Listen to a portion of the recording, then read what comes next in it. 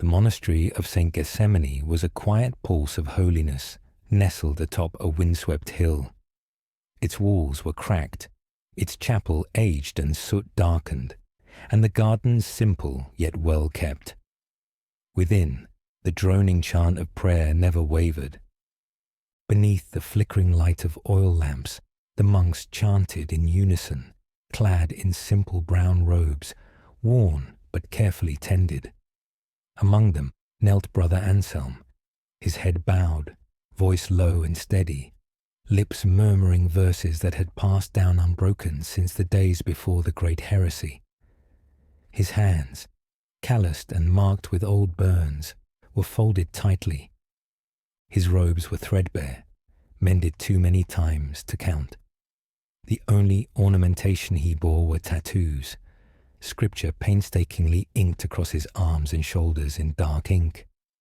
They spoke of penance, of obedience, of an eternal crusade. He had earned each one in fire, the latest etched into his skin after the siege of Farsin, where he had been one of the few surviving men of God that had blunted the heretic advance. The prayers ended. The bell rang once. Silence returned.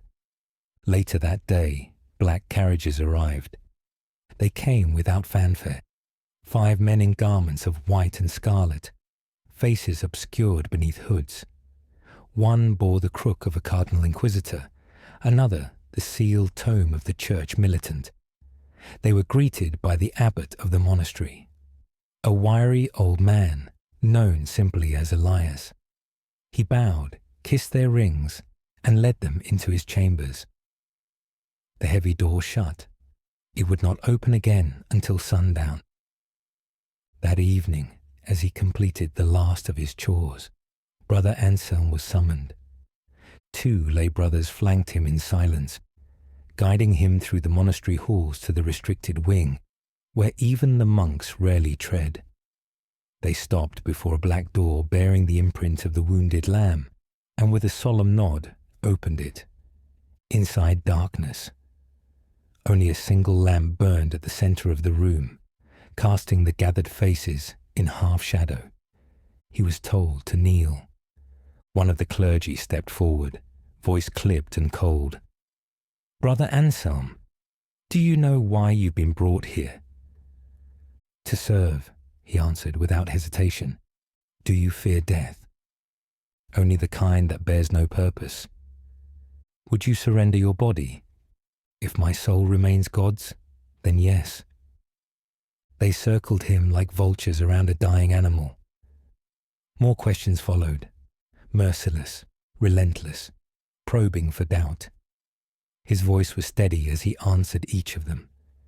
They spoke of torture, of losing himself, of watching comrades die while he endured. Anselm answered each with unwavering clarity. Finally, Elias stepped from the shadow. His voice was soft, but his words rang like bronze. "This one is one of the survivors of Farsin. He held the line while lesser men fell back. For 3 days, Brother Anselm fought the heretics without rest." A pause. "He has bled for the church. He will bleed again, and he will do so without question." Silence. Then the Cardinal Inquisitor closed a tome he had been reading from. A slow, deliberate motion. For a breath, none spoke. Then one of the other clergy stepped forward. His voice, once sharp, had lost the edge of suspicion. "There are few in this world who possess the faith you have displayed throughout your life, Brother Anselm. Please forgive us for the need to test your resolve, but I am pleased that we have found no weakness." He looked down at the kneeling monk. "There is an opportunity, a path few walk, to serve God with a closeness that is impossible to attain with traditional means." The others said nothing. The weight in the room shifted from judgment to something colder, more solemn. "It will come at a cost. You will be broken, reshaped, and made holy anew. The pain will be without measure. You may not survive it." Anselm did not flinch. The Cardinal Inquisitor studied Anselm for a long, silent moment. "We will not command this of you," he said. "Faith is not forged by force. This path is walked only by those who offer themselves freely." The silence that followed was heavy, but not hesitant. Anselm bowed his head. "Then I offer myself, willingly." A murmured breath passed through the chamber, the faintest hint of approval. The Cardinal Inquisitor finally nodded. "Then let the flesh be prepared." And the door was sealed behind him. The next day, Anselm was placed in the back of a covered transport and driven east. The vehicle moved quickly, taking winding back roads and forgotten paths known only to those who served the highest echelons of the church. The journey was disorienting. Brief stops, sudden turns, whispered prayers through iron-grated windows. The world outside blurred into forests, ruins, and ash-choked foothills. Though unbound, he was never unguarded. A silent attendant sat across from him the entire way, eyes fixed on him as if studying a sacred text. He passed the time by praying, though his words were lost in the lurching rhythm of the wheels. He had the odd feeling that they were in a fervent rush to avoid prying eyes. Before he had fully grasped the passage of time, they passed through iron gates and descended into New Antioch's subterranean depths. No ceremony, no delay, straight to the laboratories. He had heard of this place. He had heard the spoken whispers of atrocities committed by the church in their search to replicate divinity. The place where men were made into monstrosities in God's name. Now he was brought into its depths. The halls of the laboratory were unlike anything he had ever known. Stainless steel glistened beneath devotional iconography, and the scent of oil, blood, and incense filled the air. Hymns were played over unseen speakers, but the words were garbled, layered over the mechanical grinding of gears and the screams of men. Faith, Anselm soon realized, would be tested here more than in all his years upon the battlefield. This was not the clash of blade and will. This was the unraveling of self, a place where conviction would either be reforged into something divine or torn apart entirely. He saw them, men strapped to tables, skin flayed open and bone replaced with holy alloys, mouths sewn shut as seraphic runes were carved into their chests.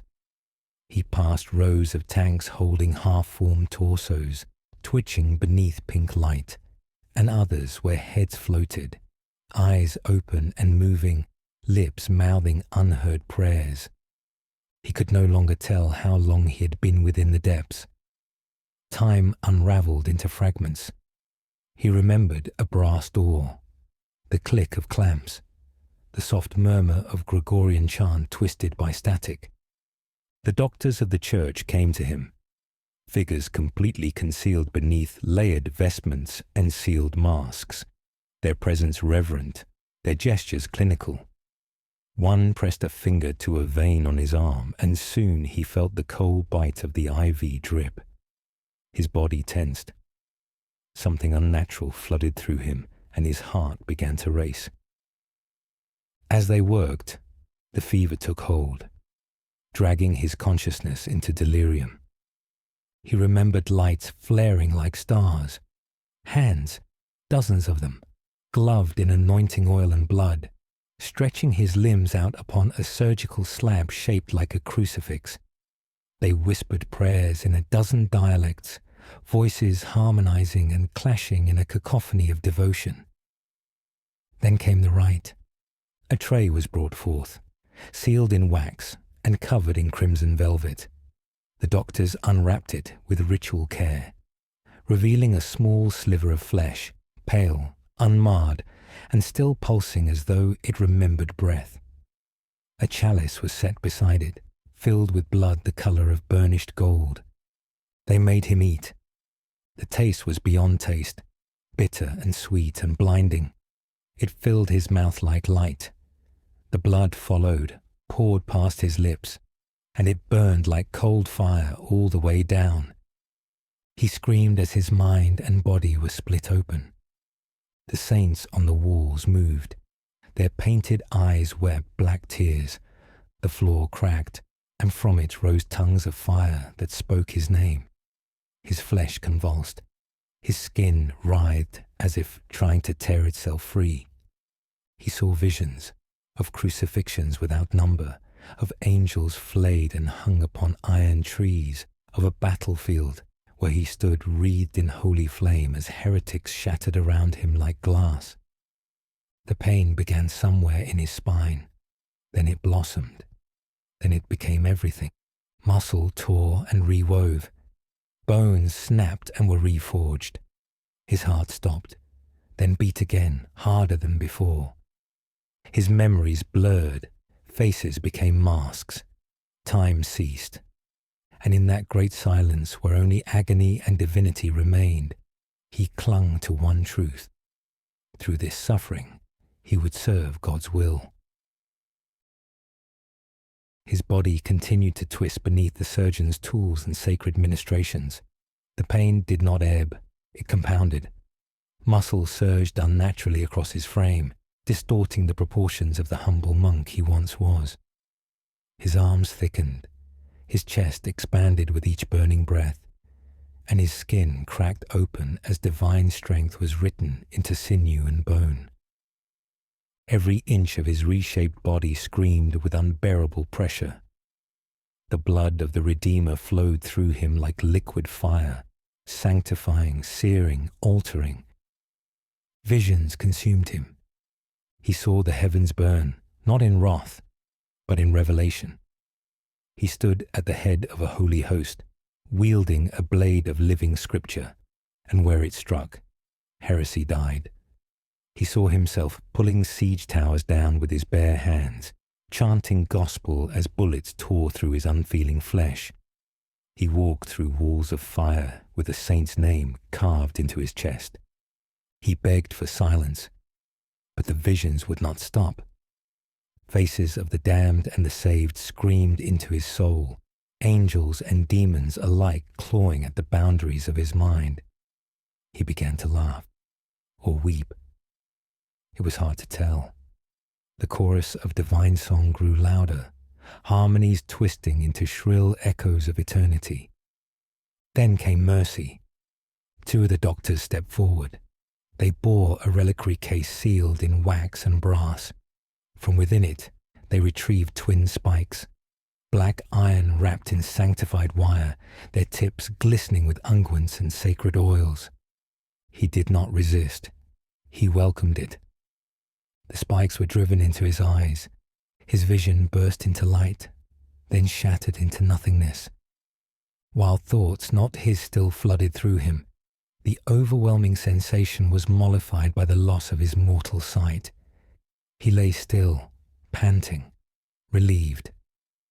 In the darkness behind his destroyed eyes, there was only stillness and the steady beat of a new, monstrous heart. They had taken his sight, and in doing so, they had returned a semblance of clarity. The spikes remained in place.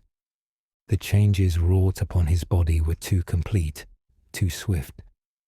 Should the spikes be withdrawn, his flesh would heal in moments, and the combined assault of mortal and divine sight would threaten to undo the scraps of sanity that he clung to. The doctors had seen such cases before, communicants driven to madness by their own sanctified senses. So the spikes were left as seals, a holy blindness granted not as punishment, but as protection. Anselm wept no blood, as his flesh had already accepted them. For a long while, Anselm was left alone in a cold, lightless chamber just beyond the surgical sanctum. No hymns played here, no prayers were spoken. Only the faint ticking of machines marked time's passing.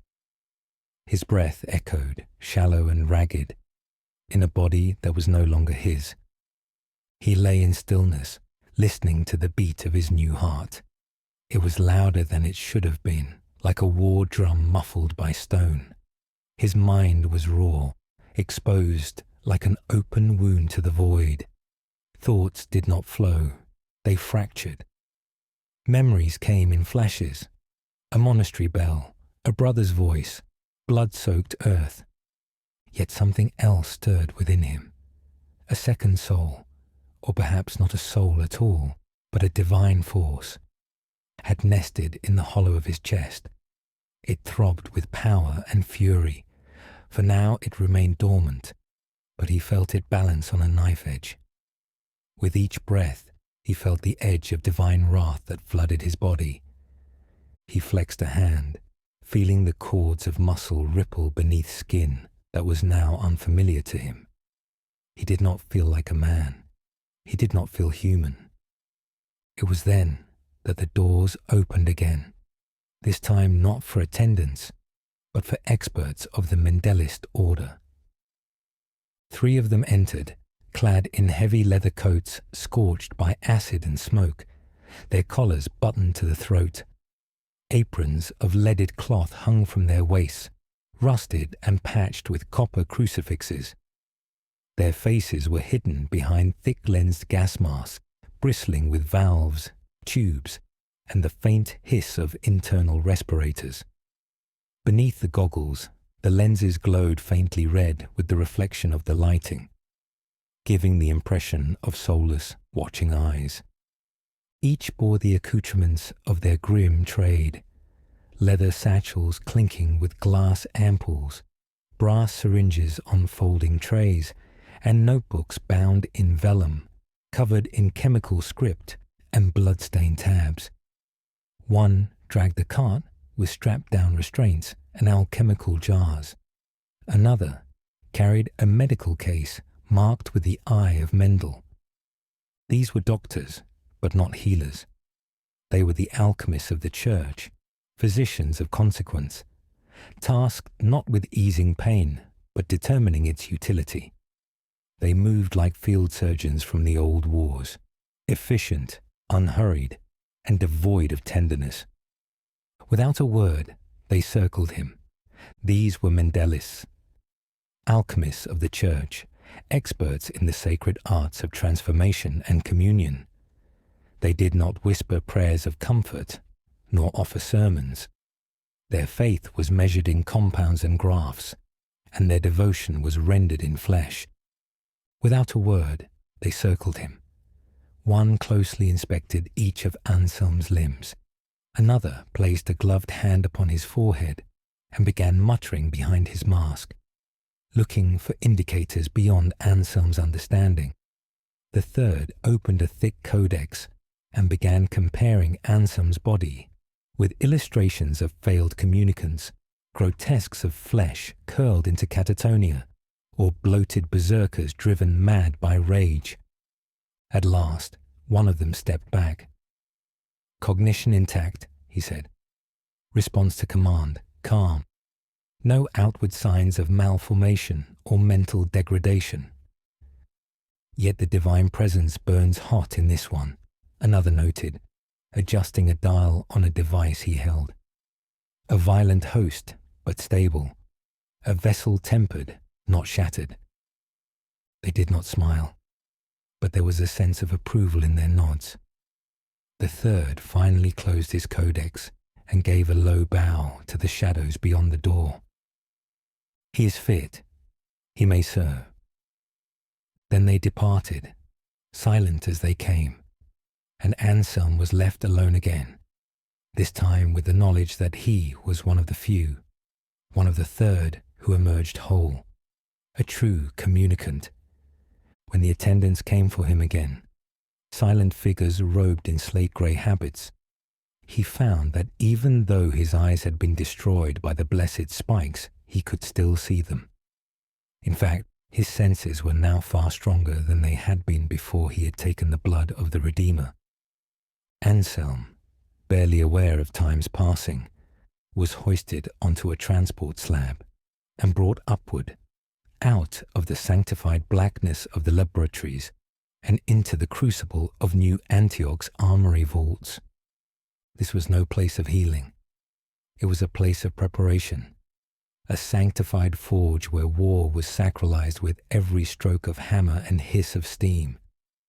The air stank of oil, gunpowder, and incense. Cleric smiths moved like ghosts through the haze, their chants clanging rhythmically with their tools as they labored to perfect the instruments of God's wrath. They surrounded his now giant frame. His body was a monument of coiled sinew and divine augmentation, his skin bare and scarred. The tattoos that once dotted his skin had long since been consumed by the slabs of muscle that covered his hulking frame. With practiced brutality, they began to affix his armor onto him, each piece fastened to him with bolts and sanctified rivets. Pauldrons of iron the weight of tombstones were locked into place with the ringing crack of hammers. Gauntlets were slid over his hands and fused with pins that pierced the bone beneath. His breastplate, embossed with the wounded lamb and angels in descent, was seared with lines of invocation, wrath, suffering, endurance, death. He did not cry out. He hardly felt it as metal rods pierced his flesh, joining his armor to him. He felt as his body rapidly healed around the instructions, further cementing them to him. There was no room left in him for weakness. The divine force within stirred as the armor sealed around his body. It too was a welcome the burden. Finally, they brought forth his weapon. A brutal cat of 9 tails, its cords forged from the chains of shattered censers, its ends weighted with the rusted church bells. Each link carried not just mass, but memory, of prayer, of mourning, of fire. It was so heavy that it had been wheeled in on a cart. Anselm took it in one hand. It was a cruel thing, a fusion of sacred detritus, reforged into a tool of punishment. Yet there was no weapon more fitting, for he was not to preach, he was not to bless, he was to break, to destroy the enemies of his God. The priests approached him, marking his brow with the ash of martyrs. They spoke his name only once, then whispered their last rites as though burying him. When the rites were done, Anselm was led once more through the underhalls of New Antioch. No longer upon a slab, he walked now, though each step was a thunderclap, and every corridor seemed to shrink before his presence. His escort said nothing. They simply guided him to a small stone chamber lined with flickering votive candles and a single iron door. There a man waited. He was not armored like the forged priests, nor robed like the Mandelists. He wore a long coat of black leather, marked at the chest with the sigil of the castigators, a broken wheel crowned by thorns. His face was weathered and stern, his head shaved and his eyes dark sunken things. He did not rise when Anselm entered. "You are mine now," the man said, voice flat, as though reciting a line he had spoken 100 times before. "My shield, my wrath. You will follow me and kill who I tell you to kill." Anselm said nothing, but something in him stirred. Though blind, he could sense the man's presence with uncanny clarity. Righteousness clung to him like smoke, burning, unyielding, absolute. And yet, beneath that righteousness, Anselm sensed something else. A weight, a stain. The man's soul felt soaked in blood. It did not repulse him. It called to him. The castigator rose, stepped forward, and placed a single hand upon Anselm's chestplate. "You will do." There was no reverence in his tone, no awe, only certainty. Anselm understood then that the two of them were cut from the same cloth, though dyed in different hues. The castigator was a man who knew sacrifice, who had tortured and killed in the name of righteousness. But where Anselm's devotion had been forged in prayer and transformation, the castigators had been honed through judgment and the steady, brutal work of inflicting pain. They both believed in the necessity of sacrifice. Where Anselm had given his mortal body, the castigator had given his purity. The castigator turned without another word and left. Anselm followed. The days that followed passed in a quiet haze. Anselm remained within the fortress monastery of New Antioch, stationed in silence outside the chambers of his new charge. The castigator came and went, often departing for long stretches, meeting with secretive clergy, delivering coded messages to cloaked figures, or vanishing entirely into the vaults of the inquisitorial cloisters. Anselm never questioned. He waited. He stood like a statue at the door to the castigator's quarters, unmoving for hours at a time. Servants avoided him. Acolytes crossed themselves when passing. Children whispered about him in the corridors, unsure whether he was man or statue, or some grim saint awaiting activation. He did not eat in the mess halls. He did not sleep in the barracks. When not standing guard, he knelt for hours in solitary chapels, reciting scripture beneath his breath in a voice barely above a growl. He was the castigator's shadow, though rarely called upon, and never dismissed. Then one night, the castigator returned.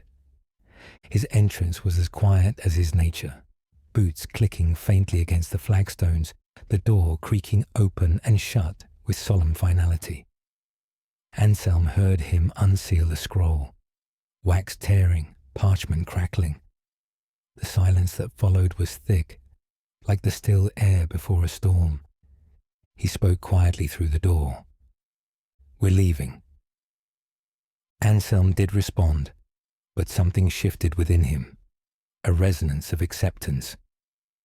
The castigator folded the parchment with precise care and slipped it into his coat. He turned his gaze toward Anselm. Though the blind giant could not see it, he felt it like a weight pressing upon his chest. The castigator said, "We leave immediately. There is heresy that needs carving out." He did not wait for acknowledgement. He turned, disappearing into the gloom of his quarters, the door creaking shut behind him. Anselm, for the first time in days, rose from his vigil. His hand tightened around the haft of the flail. Their departure was swift. Before the sun had risen, Anselm and the castigator were loaded into a narrow, sealed transport flanked by armed escorts.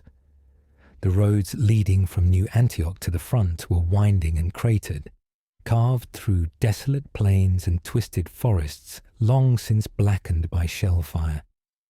The journey was made in silence, save for the low chant of a radio sermon's echoing from the cab, its message distorted by static but unmistakable in tone. "Repent, for the sword of the Lord is drawn." Anselm sat hunched, too large for the bench built for mortal men. The roof rattled above his head with every jolt of the road.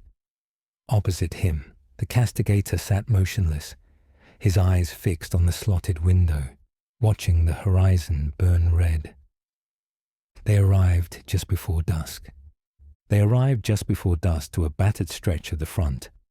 Just one narrow artery in a sprawling network of trenches that crisscrossed the war-torn countryside.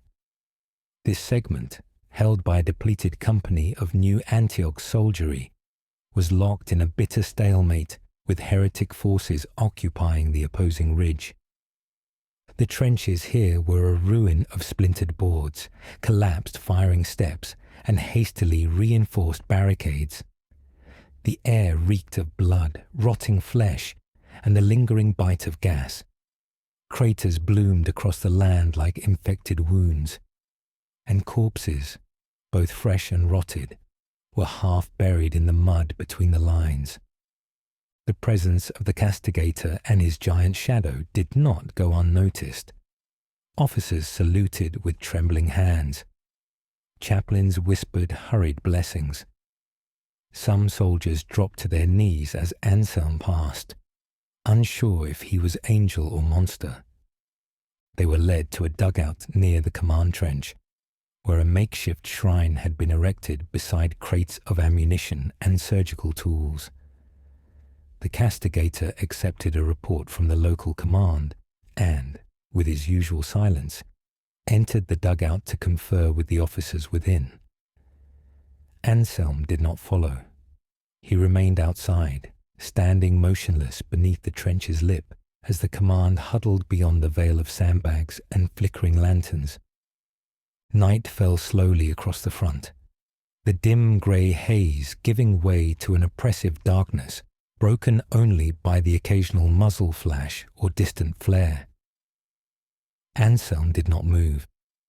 He felt the chill soak into his armor, heard the soft drip of water through fractured timber, and tasted the tang of powder in the wind. He watched as other sections of the line flared and thundered as artillery duels erupted, brief, furious exchanges that sent tremors through the trench floor. Anselm turned his blind gaze toward the horizon, watching as bursts of light danced like false stars in the night sky. Eventually, the dugout door creaked open and the castigator emerged, his coat now dusted with trench soot and the scent of burnt oil. He came to stand beside Anselm, silent for a moment, eyes fixed on the same distant flashes. "One of their officers defected," the castigator said at last, his voice low, almost contemplative. "Slipped through the wire 3 nights ago. Took a blade to 2 of his own men before he ran." Anselm remained motionless. "He carries maps, encryption codes, details of our placements, enough for the fool to think he can curry favor with demons." The castigator's tone was calm, but underneath it flowed a current of cold fury, controlled, sharpened, waiting. He drew a roll of parchment from his coat and slowly unspooled it, scanning it with narrowed eyes. "They'll use him, if not to shatter this trench, then to wreak havoc elsewhere." The castigator turned, finally looking up at Anselm. "We go tonight, before they can strike. The regiment here is broken, barely enough to hold their line. But with you—" He paused, not in uncertainty, but in thought. "You will be the rip of the spear. You will tear the wound open, and they will pour through after you." He let the scroll fall into the mud, uncaring. "We strike at midnight."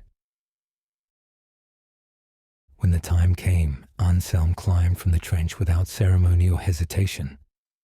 The sky above was choked in smoke and ash, the stars long drowned in the glow of distant fires. All around him, soldiers of New Antioch huddled in silence, watching the blind giant rise like a revenant from the earth. No war cry passed his lips, no prayer, only the sound of his breath, a slow, steady rhythm like the draw of bellows and the tolling of bells. The flail was slung over his shoulder. With each ponderous step, the rusted clappers chimed in mournful discord, a procession of judgment that rang across the mud-churned wastes. He made no effort to conceal himself. He marched openly, directly, as though daring the enemy to notice. And they did. Spotlights from the heretic lines snapped to life, sweeping across no man's land until they found him. One lone figure striding through cratered soil, wreathed in smoke. The searchlights trembled as they fixed on his bulk. The first bullets came a breath later. Then came dozens more. Some rounds sparked harmlessly off the plates of his armor. Others tore through muscle or punched into the soft seams between the rivets. But where they struck, the wounds wept briefly and then closed, sealed by the divine fire coursing through his veins. The cursed bullets screamed as they were pushed out by regenerating flesh sizzling in the mud below. Anselm laughed, not out of mockery nor madness, but out of revelation. The Redeemer's gift burned bright within him. He was proof. He was wrath. And nothing fashioned by the hand of a heresy could halt what had already been sanctified. He picked up his pace, the bells of his flail tolling louder with each step. Behind him, the soldiers began to rise. The heretics began to bring heavier weapons to bear. Tracer rounds hissed through the darkness. Mortar shells screamed from distant pits, but Anselm only moved faster. His stride became a jog, then a charge. His flail bounced against his back, its bells shrieking with righteous clangor. Each footfall was a thunderclap, a proclamation that judgment had come. A rocket struck his chest, vanishing him in a blossom of fire and black smoke. For a heartbeat, he disappeared from view. Then the smoke billowed apart. Anselm burst through it, unbroken, steam hissing from the twisted metal of his armor. His body knit itself together with obscene speed, holy flesh rejecting the trauma as unworthy. His footsteps cracked the hardened mud as he broke into a sprint. He roared, not in pain, but in exhilaration, the fire of the Redeemer blazing in his breast. His laughter returned, louder now, as if to drown out the screams and gunfire around him. He was hurtling, unstoppable, straight into the teeth of the heretic line. He crashed into the heretic trenches like a falling star, the earth shuddering beneath his impact. Mud and bodies alike flew in every direction. A heretic gunner barely had time to scream before Anselm's flail whipped across his chest, the weighted chains shattering his ribcage with a wet crunch.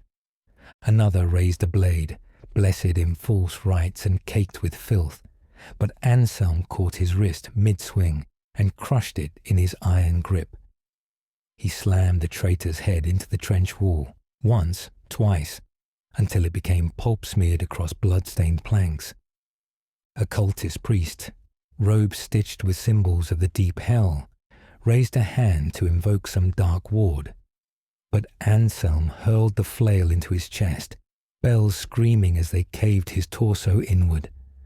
The man's body flew backward, shattering the altar behind him in a shower of sparks and gore.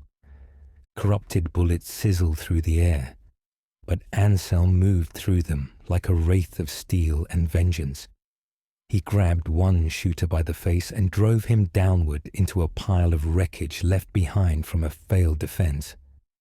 Another tried to flee, but the flail lashed out, wrapping around his legs and dragging him back into the mud where Anselm stomped his spine until it cracked. More came.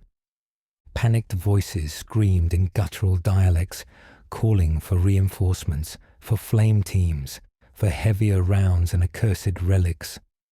The trenches came alive with desperation, heretics pouring toward the breach like insects stirred from a rotten hive.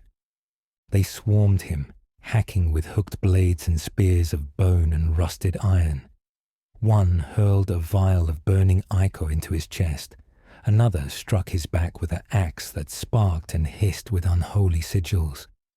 Anselm howled, not in agony but fury, and spun in place, flail wide. The chains whistled once before they hit, then there was only meat. Wounds opened along his limbs. A sword bit into the space beneath his pauldron, slicing deep. A blessed spike pierced his thigh. He fell to one knee, gritting his teeth as more piled on, clawing, stabbing, shrieking. Then he rose. The spike slid from his thigh, rejected like poison. The cuts sealed with steaming flesh. A heretic rode his back, plunging a blade into his spine. Anselm reached over his shoulder, tore the man free by the neck, and slammed him down like a hammer to stone. He surged forward again, deeper into the trench network. He smashed through a gun nest with his shoulder, flail rising high to slam down through the skulls of the defenders. One heretic fired a grenade launcher at point-blank range. The blast engulfed Anselm, but when the smoke cleared, he remained, ribs blackened, armor melted, mouth curled into a grin. A squad of pike-wielding heretics charged from a side tunnel, screaming their demons' names. He met them head-on. The first was decapitated. The second split open from clavicle to groin. The third struck him across the face. Teeth and blood flew, but Anselm merely turned and bit the man's throat out with his bare teeth. He pressed on, painting the trench walls in gore. Where he passed, no heretic stood. Only ruin followed. By the time the castigator and the new Antioch soldiers caught up, Anselm had carved a path halfway through the enemy lines alone. He did not slow. He could not. The divine fire inside him demanded more. He would not stop until every last heretic was ash and bone. The rest of the battle passed in a blur. He tore through the trench network, one brutal stride at a time. The narrow pathways were never meant to accommodate something his size, and yet he pressed through them like a living siege engine. Parapets cracked beneath his shoulders, and duckboards splintered under his tread. Every turn revealed another knot of defenders. Some screamed and ran. Others stood and fired. It made no difference. A flamer team rounded a corner, bathing him in gouts of unholy fire. The flames clung to his armor and flesh, blackening steel and boiling blood. But Anselm did not falter. He ploughed into them, flail whirling.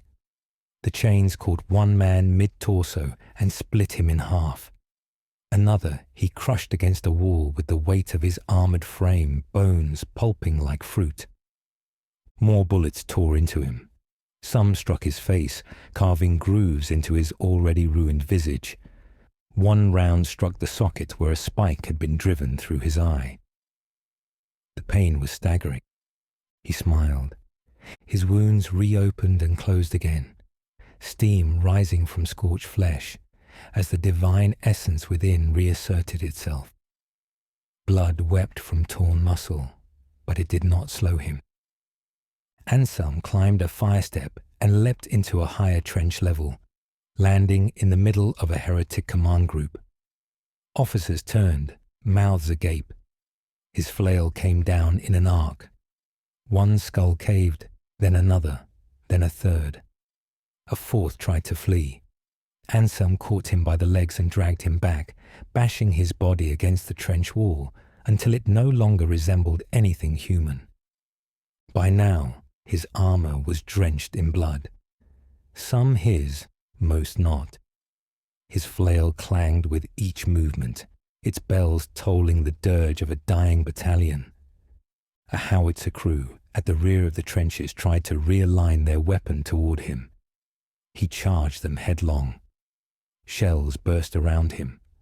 One hit him square in the chest, knocking him back against the trench wall. He rose again, ribs exposed, eyes blind to the smoke. He surged forward, screaming praise to the Redeemer as he shattered the crew.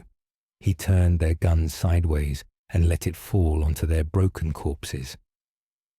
Behind him, the soldiers of New Antioch followed. They moved in grim silence as they set about cutting down the remnants in Anselm's wake. But Anselm did not stop. He pressed forward, deeper into the crumbling trench lines, until the sound of heretic gunfire grew faint behind him. His steps were slow now, his breath ragged steam. Gore matted his armor, and his flail dragged behind him like the tail of a dying beast. It was then that the castigator appeared beside him, stepping through the smoke as if it parted for him. He raised a hand, not in command, but in stillness. "Enough," he said. Anselm stopped, chest heaving. The castigator's voice dropped lower, almost gentle. "You've done your work. The breach is made. But there is one more task." He turned and motioned to a narrow side trench, hidden behind the broken husks of a collapsed bunker. "This way." Without a word, Anselm followed. They walked in silence for a time, the air growing colder, quieter. The castigator's tone shifted, now grim, but with a thread of purpose. "He's in there," he said, gesturing toward a reinforced bunker door sealed with bent metal and blood-stained wards. "The traitor, the one who fled with our secrets. He thought he could hide from judgment." The castigator stepped aside. "Break it." Anselm nodded once, raised his flail, and brought it down. The impact rang out like a funeral bell. Again, again. On the third strike, the door caved inward with a shriek of metal and shattering of locks. Inside, a figure scrambled backward, choking on smoke and fear. He was pale, ragged, still dressed in the remnants of a new Antioch officer's coat. The castigator entered slowly, boots echoing. "Take him," he said to Anselm, "alive." The journey back was quiet. A convoy of wounded and weary soldiers secured the perimeter, while Anselm and the castigator escorted their captive far from the front. Beyond the ruined trenches, through a blackened forest where shell-shattered trees leaned like penitents in prayer, they came to a secluded shack, an old ranger's outpost long since claimed by the church for more secretive purposes. The prisoner was bound within, slumped against a wall beneath a flickering bulb. Chains dug into his wrists, and his eyes darted in every direction as though expecting demons, or perhaps hoping for them. Outside, Anselm stood beneath a skeletal tree, the rising sun casting long shadows over the blood-stained ground. His flail rested at his side, silent for now.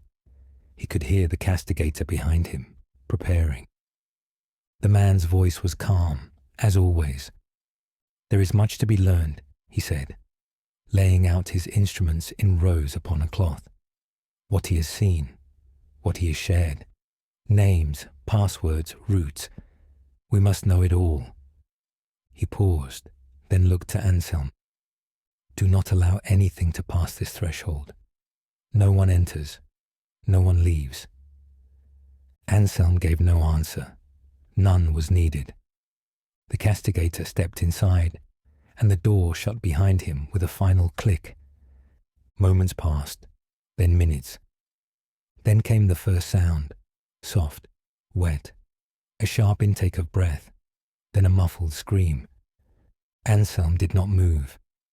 He stood like a statue carved from judgment itself, listening as the castigator plied his trade. Bones cracked, metal scraped flesh. The traitor begged, pleaded, confessed. Anselm did not care. But then came the deeper sounds. Not human, not entirely of this world. A low growl like stone dragged against stone. The rustling whisper of wings that had never known air.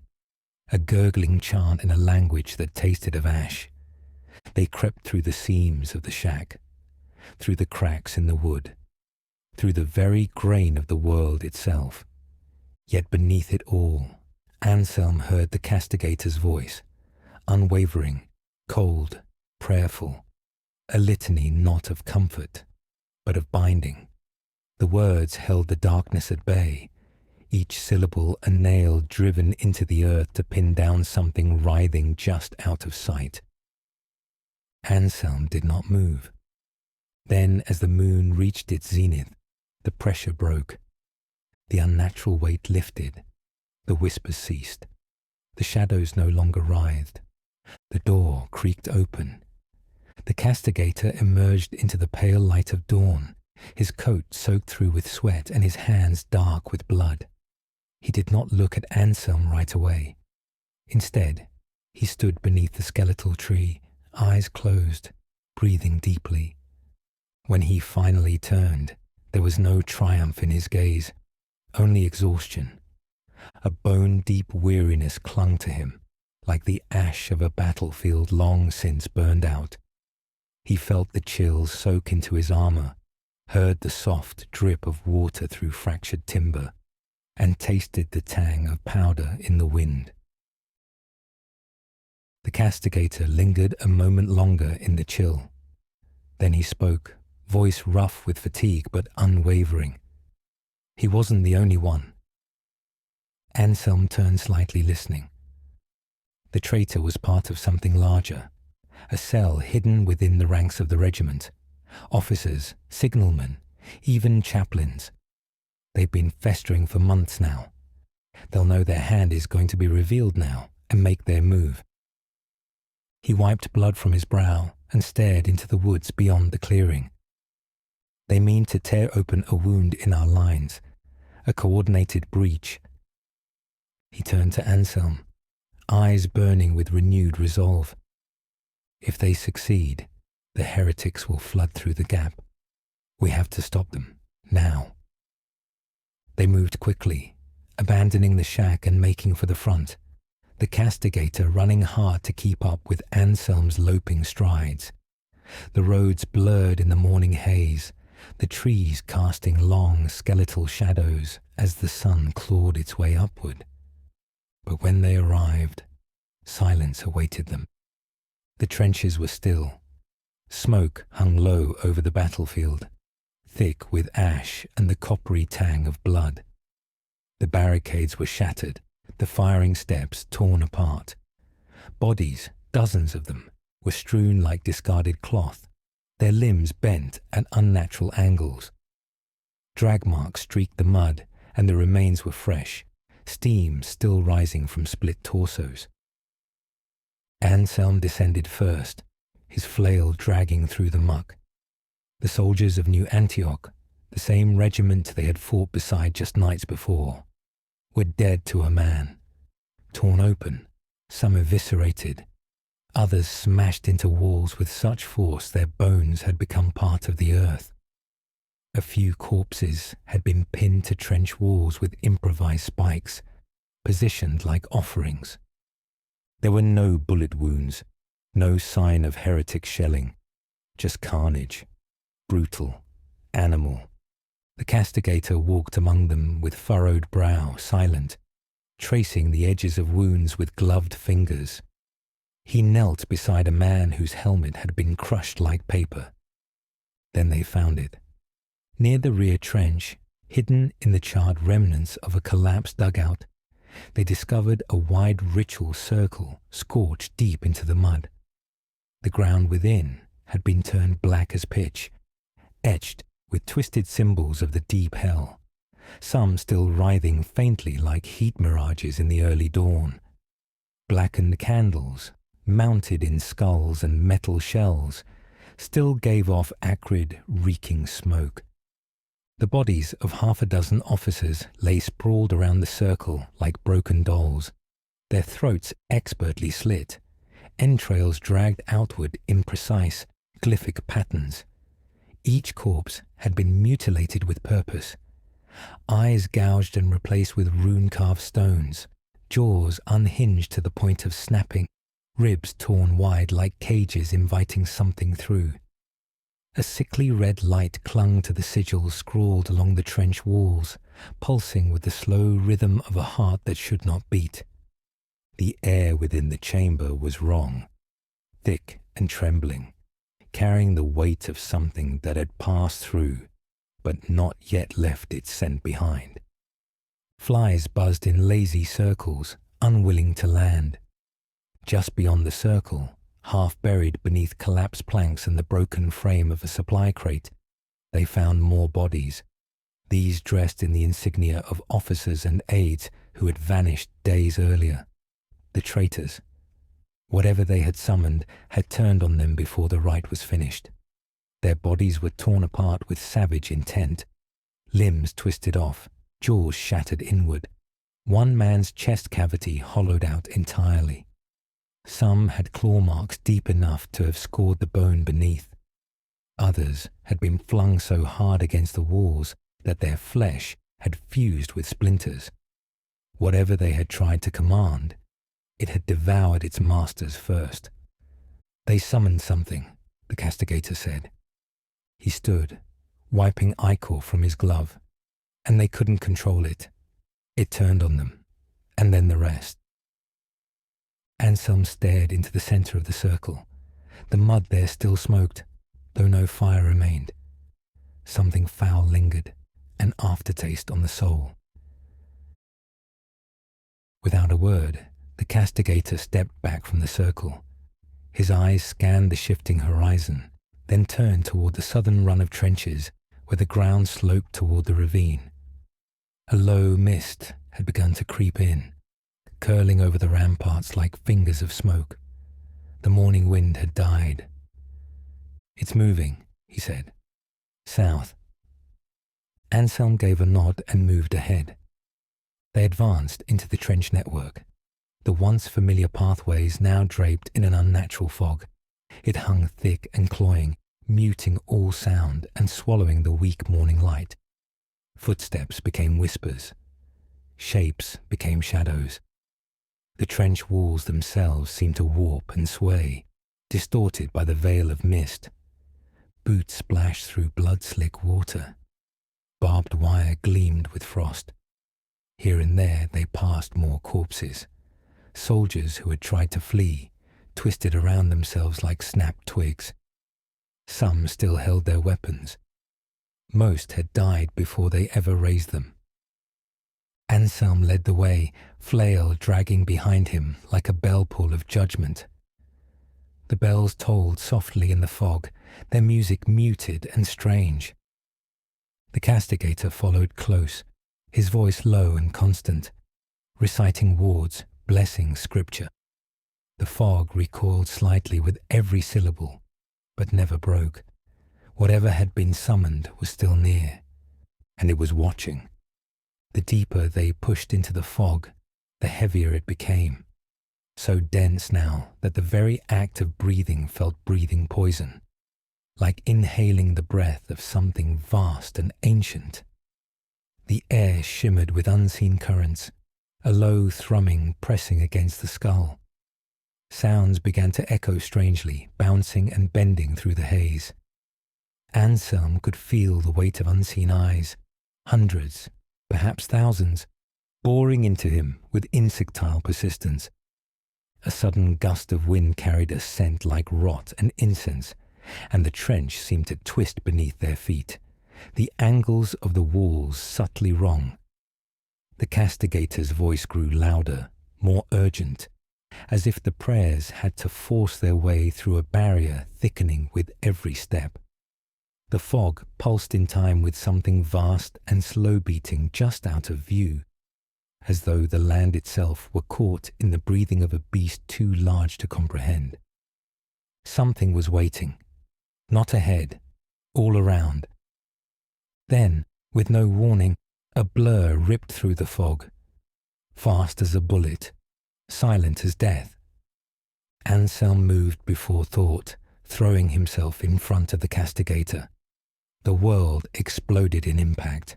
A claw, long as a scythe, black as the void, carved a gaping wound through Anselm's side, shearing armor and flesh alike. The force hurled him sideways into the trench wall, the earth shuddering with the blow. He stayed upright, through will alone, divine fire already surging to seal the wound. But whatever struck him was already gone, vanished back into the mist as swiftly as it had appeared. Anselm staggered to the center of the trench, blood steaming from his side. The castigator stepped beside him without a word, back pressed to his. They stood like twin pillars amid the fog, listening for the whisper of movement. Then came the second pass. Another blur, faster, angrier, raced through the fog from the opposite direction. Anselm turned into it, body wide, shielding the castigator once more. Claws raked across his chest and throat, tearing deep into blessed muscle and reinforced steel. This time, the castigator moved with him. As the blur twisted to vanish again, he raised his sidearm and snapped off a shot. The round hissed through the fog. A moment of silence, then a distant roar, inhuman and furious, echoed through the mists. The castigator began to recite a prayer, his voice low and resolute. each word like a chisel striking against stone. The syllables cut through the fog, old and iron-heavy, drawn from texts few dared speak aloud. Anselm listened as his wounds closed with hissing steam, his breath ragged. A shape approached, slowly this time. Not a blur, but a silhouette. Towering and hunched, impossibly wide at the shoulders, its limbs trailing mist like wet banners. The fog clung to it, wrapping its form in veils that shifted and writhed as if trying to hide the truth of what stood there. They could not yet see its face, but the pressure of its presence weighed on them like judgment made manifest. Then it charged. Gone was the darting blur. This was no skirmish. The demon came on with full fury, limbs like blackened spears, jaws wide in a soundless scream. The trench buckled with its weight. Anselm met it head on. The impact cracked the earth beneath his feet. Claws tore into him, carving into shoulder and flank, but he held firm, his massive frame absorbing the beast's wrath. He swung his flail in wide arcs, ringing like a cathedral bell in ruin, forcing the demon back by inches. Behind him, the castigator moved like a fencer, dodging, ducking, snapping off precise shots from his pistol. Each bullet burned with holy script, scarring the beast's hide where they struck, but they only seemed to enrage it further. The fog churned around them in a frenzy, as if the land itself recoiled from the struggle. Anselm grunted through pain, driven not by survival, but by the need to shield, to protect, to endure. He tanked each blow like a wall of sacred iron, even as his blood slicked the trench floor in sheets. And still the castigator whispered his prayers between every shot. But even divine endurance has limits. Though Anselm's flesh knitted itself together with miraculous speed, the wounds began to outpace the healing. Blow after blow struck him, each carving deeper, stealing more of his strength. His left arm hung limp, ribs shattered beneath the armor. Then came the severing stroke. The demon fainted low, then twisted with impossible speed, its claws sweeping up in a black arc that cleaved clean through Anselm's right arm at the shoulder. The limb fell into the mud with a wet thud. He did not scream. Instead, Anselm shifted his stance, flail clutched in his remaining hand. He continued to swing, to protect, to fight. But he was slower now. The demon adapted, darting around him, a shadow slipping through gaps in his guard. It coiled behind him, claws flashing, and struck low. Anselm buckled as the tendons in his legs were torn. He dropped to one knee, defiant even in collapse. The demon surged past him, straight toward the castigator. The castigator didn't flinch. He twisted aside, narrowly avoiding the first sweep of the creature's claws, then ducked beneath another, his movements honed from years of battle and divine precision. He fired again and again, each shot lighting the mist with bursts of sanctified flame. But luck is a finite shield. The demon roared and lunged. This time the castigator was too slow. A claw punched through his chest plate and out his back in a spray of blood and steel. He gasped, blood bubbling at his lips, but his eyes never lost their focus. Despite the mortal wound being dealt to him, the castigator smiled. With his free hand, he reached inside his coat and pulled free a thick grenade, its casing etched with scripture, its pin capped with wax sealed in the sigil of New Antioch. Even from where he stood, Anselm could smell the divine aroma of holy water soaked into its seams. The castigator whispered a final line of prayer and pressed the grenade against the demon's side. Return to the pit. He smiled through his blood as the grenade flared. The explosion turned the fog white hot. The castigator vanished in the blast, his body consumed in righteous flame. The demon shrieked, an unholy scream of agony and fury, as the blessed fire washed over it, searing runes into its hide and staggering it back into the mist. Black ichor sizzling where the sacred burst had struck true. Anselm lay in the mud, breath ragged, divine fire stitching his torn flesh back together with painful urgency. His body trembled, spasmed, but it endured. Slowly, impossibly, he forced himself to rise. One arm gone, legs shredded, vision red with pain and fury. But he stood. The demon reeled in the fog, its monstrous form twitching as smoke curled from its scorched flesh.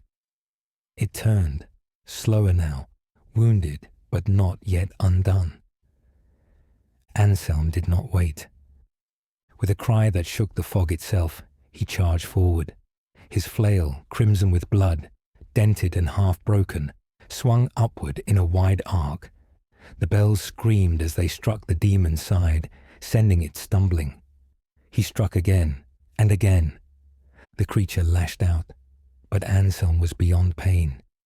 Each blow he received only fed the divine furnace within him. With a final roar, he drove the flail into the demon's chest, the chains wrapping around its torso. He pulled, yanked the beast forward, and brought his knee up into its skull. Bone cracked, smoke gushed from its wounds. He dragged it to the ground and brought the flail down one last time. The fog split with a thunderous toll as its head was dashed to pulp. And then, silence. The journey back to New Antioch was made alone.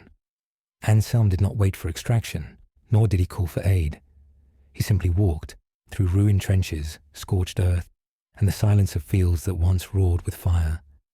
The fog thinned only when he reached the valley roads, his steps heavy, his silhouette bent beneath the weight of what had transpired. No banners heralded his return. No convoy met him. He passed through checkpoints like a ghost, the guards too awestruck or afraid to speak. By the time he reached the gates of New Antioch, his armor was a ruin of scorched steel and dried blood, and his missing arm had become a badge of survival. His eyes, sightless yet piercing, stared ahead with purpose. No one stopped him. No one dared. The laboratories greeted him as they had before, with darkness and firelight, with the stench of incense and bleach, with the echoing silence of sacred industry. He stepped through it all without hesitation, ignoring the stares of the Mendelist alchemists who scribbled into their ledgers as he passed. In the cathedral heart of the complex, beneath frescoes of martyrdom and victory, Anselm stood before the assembled heads of the church. He told them everything. He told them of the traitors hidden among the regiment, of the ritual in the mud, of the beast they had summoned, of the slaughter that followed. He spoke of the castigator's sacrifice, how the man gave his life to wound the creature, to grant Anselm the chance to finish what the Redeemer had begun. And lastly, he spoke of his own failure to protect his charge. When his testimony ended, he was escorted, not gently, by masked attendants of the Mendelist order to the lower sanctums.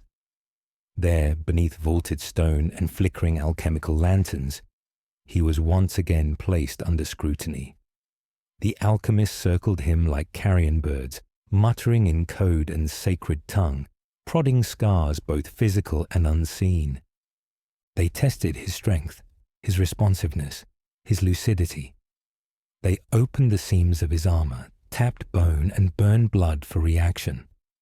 They asked questions he could no longer answer, or perhaps chose not to. At last, the head among them, a hunched figure bearing the silver bands of high doctrine, delivered the verdict. His body, though still sharing the blood of the Redeemer, was irreparably deformed. His mind, scorched by trauma and visions, too unstable. He was no longer fit to serve as a communicant. There was no ceremony to it, only silence. He was left to kneel in the antechamber, a relic of blood and sacrifice, waiting for whatever judgment would follow. There was sorrow in his heart, not for the pain, not for the cost, but for the simple fact that he would no longer serve. Yet he accepted the church's will without protest. He had been made a tool of faith, and if that tool was now deemed unfit, then so be it. Still, when the sound of footsteps echoed through the corridor, he did not expect to have followed. A robed attendant approached with a bow. "Brother Anselm," he said, voice thin beneath the veil, "a representative of the Red Brigade has come to see you."